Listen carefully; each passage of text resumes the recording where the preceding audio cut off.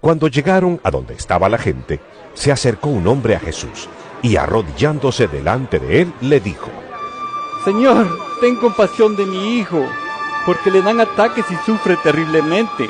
Muchas veces cae en el fuego o en el agua. Aquí se lo traje a tus discípulos, pero no han podido sanarlo. Jesús contestó: Oh gente sin fe y perversa, ¿hasta cuándo tendré que estar con ustedes? ¿Hasta cuándo tendré que soportarlos? Traigan acá al muchacho. Entonces Jesús reprendió al demonio y lo hizo salir del muchacho, que quedó sano desde aquel momento. Después los discípulos hablaron aparte con Jesús y le preguntaron: ¿Por qué no pudimos nosotros expulsar al demonio? Jesús les dijo: Porque ustedes tienen muy poca fe.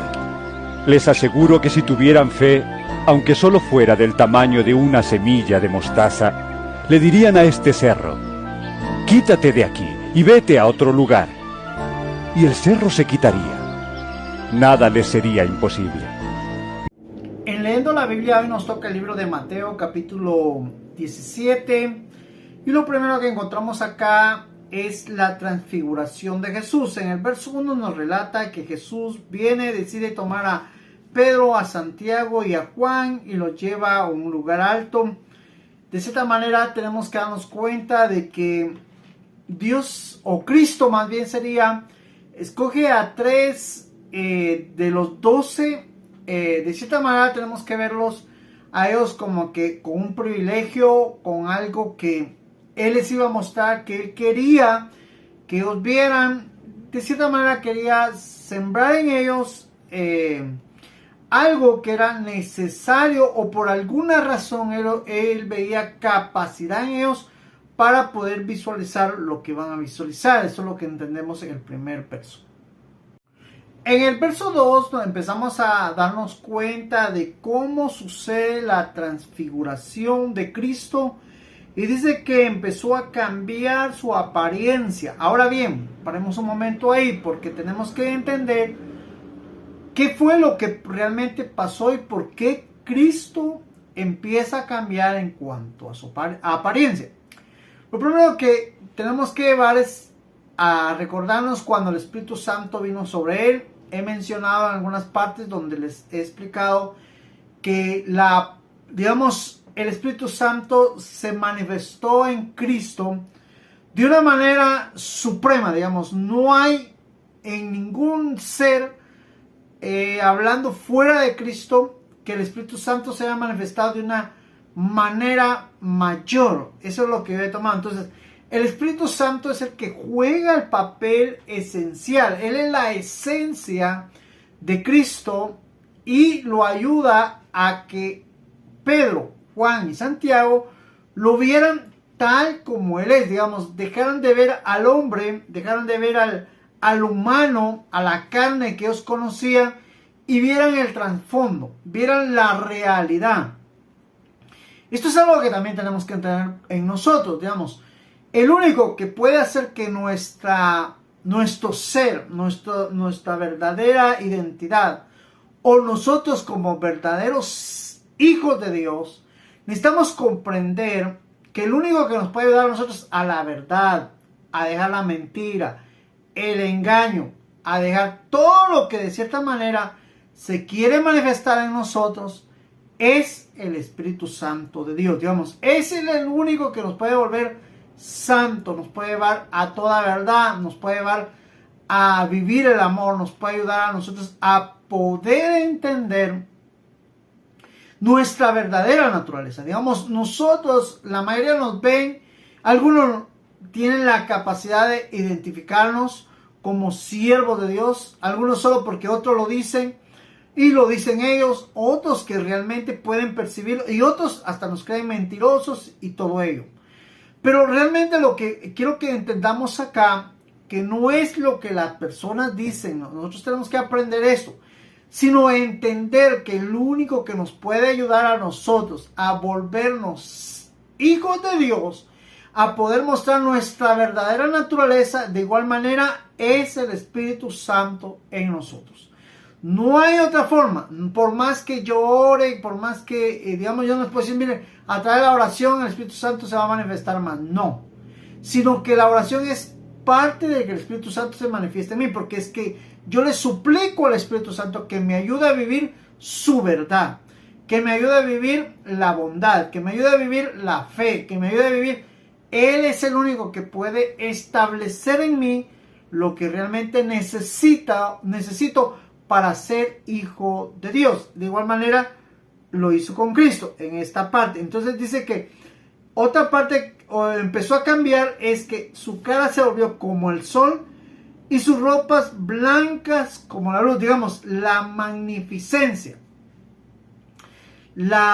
podríamos, la majestad, lo que ellos lograron percibir de Cristo en ese momento era algo que definitivamente de la humanidad a la realidad de Cristo, porque Cristo era una realidad así interna, pero que eso interno llegara a manifestarse así libremente como Pedro, Juan y Santiago lo vieron, era tan esencial, y que ellos lo testificaran y que estos tres discípulos fueran como los testigos de que esto pasó. Definitivamente no sé si Pedro, Juan o Santiago le contaron a Mateo, porque Mateo no lo vio, pero Mateo lo está relatando. Eso significa que él lo creyó a quien se lo haya contado.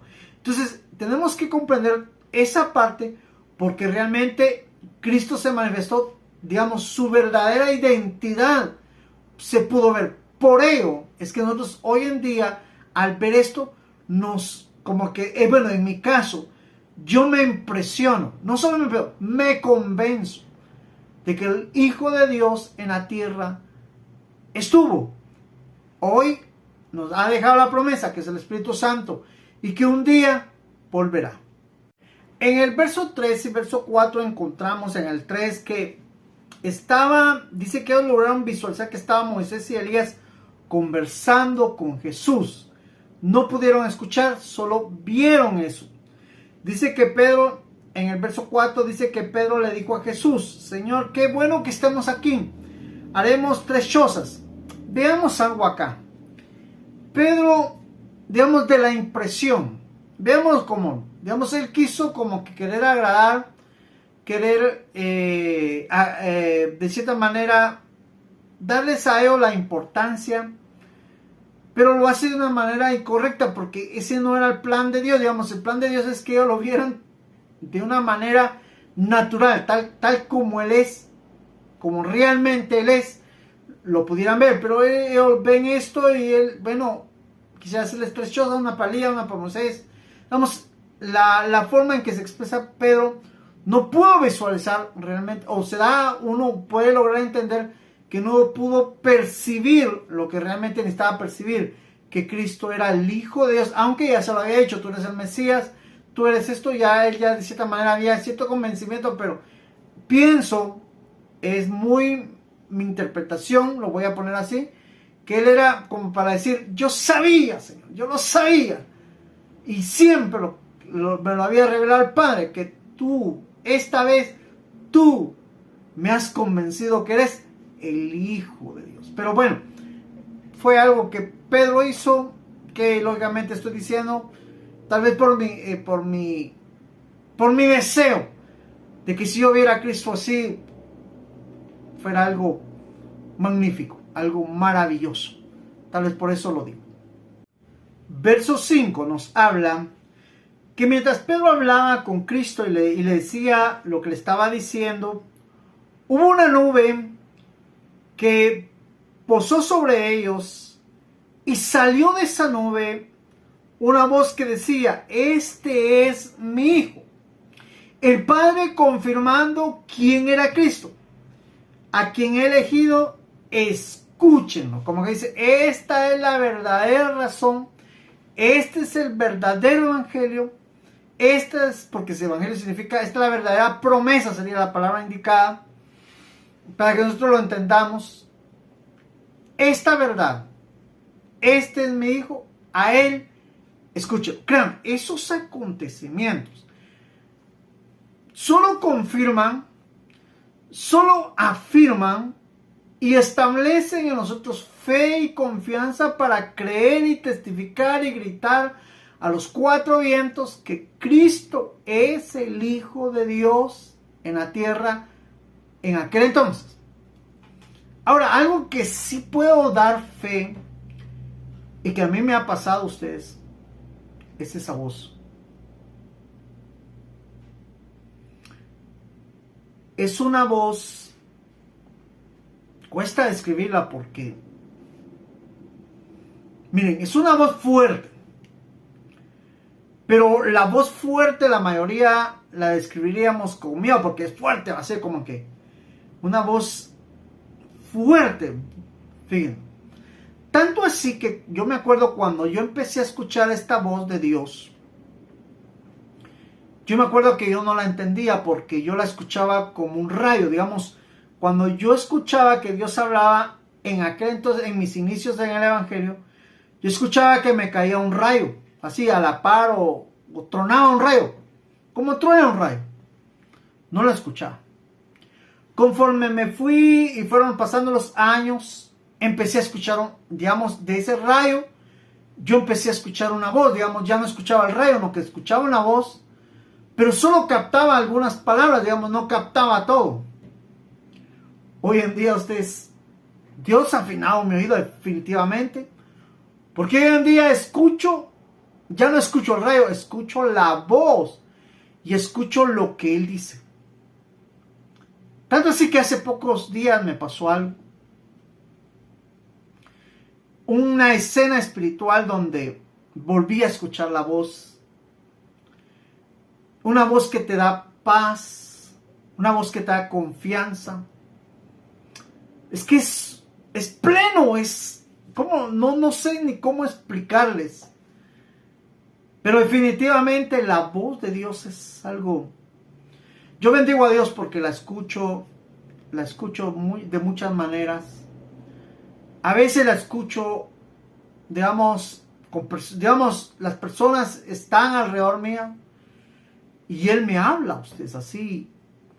Yo lo puedo escuchar como que Él está hablando y lógicamente las otras personas no lo escuchan, pero yo me quedo, créanme, mi ser, yo sé cuando Él está hablando, digamos, si alguien me quisiera engañar, vamos así, alguien viene y me dice esto y esto y esto, pero yo sé que la voz de Dios no es como esa voz que me está hablando. La voz de Dios es algo que definitivamente no sé cómo decirlo, pero mi ser sabe, mi ser interior percibe, recibe y se alegra o se siente feliz cuando Dios habla.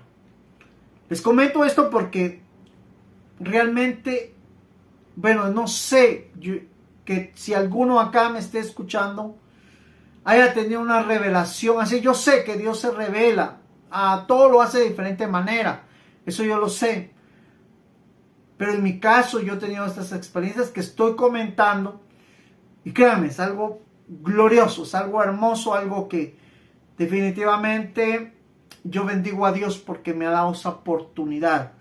Yo no he visto la nube, pero sí he visto que cuando Dios me habla ha sido con luz y su voz ha sido a principios, como les decía, como un rayo. Hoy entiendo que ese rayo no es rayo, sino es la voz de Dios y mis oídos hoy perciben la voz de Dios. En el verso 6 entendemos y dice que al oír esto los discípulos, dice que se postraron a tierra y se les acercó Jesús a ellos y los tocó y les dijo: levántense, no tengan miedo. Si vamos al relato, bueno, yo lo tengo en mente, bueno, estamos leyendo la Biblia acá, no hemos llegado ahí, pero por si alguien leyó el libro de Éxodo, el libro de Deuteronomios, cuando el Señor se acerca a Moisés, le habla a Moisés, el pueblo de Israel visualiza rayos, sabe de que Moisés está hablando con Dios, tiembla aquel monte donde Moisés está hablando con Dios. Y créanme, cuando uno percibe la transfiguración de Cristo, percibe lo mismo, solo que ahora no es Moisés, es el Hijo de Dios. Eso significa que Cristo es mayor que Moisés. Y cuando hablo que es mayor, porque créanme que yo escucho hoy en día a muchos que de cierta manera admiran a Moisés y entienden que Moisés, pues definitivamente en las partes de ciertas partes del mundo lo ven como alguien superior, pero no ven a Cristo superior a Moisés. Y definitivamente Cristo es superior a Moisés, porque ahí era el Hijo y el Padre hablando, y el Padre confirmando que Él era su Hijo. Si Moisés, pienso, impresiona a muchos, a mí me impresiona más esto. En mi caso, si me tocara que escoger cómo Moisés recibió los 10 mandamientos, cómo Dios se revela a Moisés, lógicamente impresiona. Pero si me dijeran cuál es el más impresionante, lo de Cristo. Lo de Cristo es más impresionante porque está hablando el Padre y el Hijo y me está confirmando que el Padre y el Hijo estaban de acuerdo en lo que estaba sucediendo y lo que nos quiere enseñar el libro de Mateo. Verso 8 dice, y cuando vieron, ya no había nadie, sino solo Jesús. Fue una cena espiritual, fue algo que Cristo quería que os visualizaran. Verso 9 dice, y mientras bajaba del cerro, Jesús les ordenó, no cuenten a nadie esta visión hasta que el Hijo del Hombre haya resucitado. Hasta ahí ustedes van a poder contar todo esto. Lógicamente Mateo se dedicó a escribir hasta que Cristo ya había resucitado. Ahora, quiero que entendamos algo acá. Cristo estaba formando la iglesia, estaba estableciendo el reino, estaba lógicamente mostrándose a ellos tal como era en escena, no siempre, para que definitivamente entendamos el por qué los discípulos, el por qué la predicación de Pedro, el por qué la escritura de Mateo y por qué la escritura de Juan, la predicación de Juan, de Santiago, por qué estos siervos. Créanme, por ejemplo, entendemos que sería Pedro, Juan, que sobresalieron realmente. ¿Por qué llegaron a hacer todo esto? Porque realmente Cristo era el trabajo que les encomendó a ellos al mostrarse tal como era y al hacerles entender a ellos qué era lo que realmente les estaba encomendando y que debían hacerlo, pero sería después de la resurrección de Cristo, para que podamos entender más o menos lo que realmente queremos que entender, que Mateo nos está contando y nos está confirmando que Cristo era el Hijo de Dios. En el verso 10 entendemos que los discípulos, los 3 discípulos, vienen y se acercan a Cristo y le dicen, los discípulos le hacen una pregunta, ¿por qué dicen los maestros de la ley que Elías ha de venir primero? Y Jesús contestó, dice, en el verso 11, tenemos que entender que esto que estoy hablando nuevamente lo toca, qué bueno que lo haya tocado Cristo, nuevamente, porque hoy en día hay una parte de la iglesia que espera que Elías venga y enseñan que Elías va a venir, pero no se están dando cuenta que están confundiendo la primera venida con la segunda venida. Y a veces alguien me dijo un día, mira hermano, tenga cuidado, porque miro que tiene usted un problema con Israel. No, yo no tengo problemas con Israel, no los tengo. Bien, porque usted, mire, pues Israel no creyó, hermano, no creyó, y por eso es que Elías va a venir y Cristo va a venir como Israel lo esperaba, porque ya Cristo sabía que no le creyeron. Mire, tenemos que entender que Elías ya no viene, porque acá mismo lo dice en el verso 11. Es cierto que Elías viene primero, les dice el Señor, y que él arreglaría todo. Verso 12, pero yo les digo que Elías ya vino.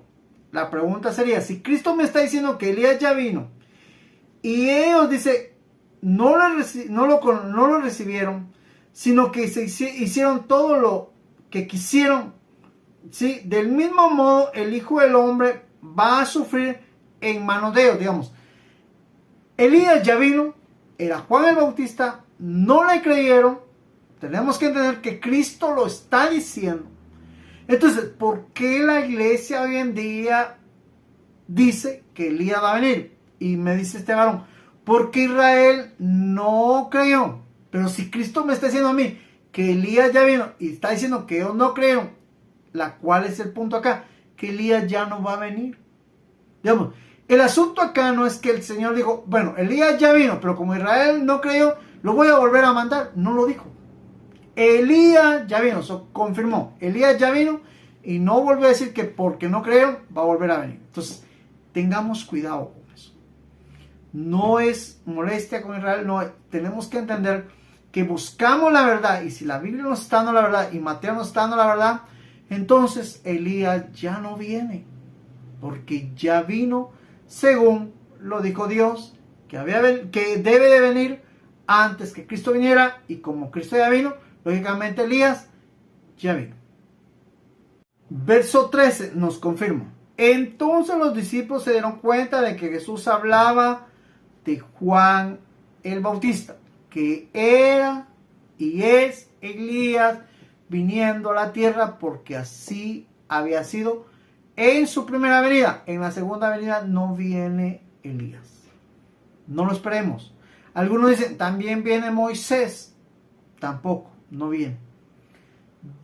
Tenemos que entender que en la segunda venida, pues lo vamos a ir entendiendo más adelante, cómo sucederá y cómo la Biblia lo enseña, y cómo también, de cierta manera, hay algunos que la están enseñando mal, que de cierta manera, pues, eso crea confusión, la misma que Israel tuvo. Por ello es que no recibieron, no esperaban a Cristo.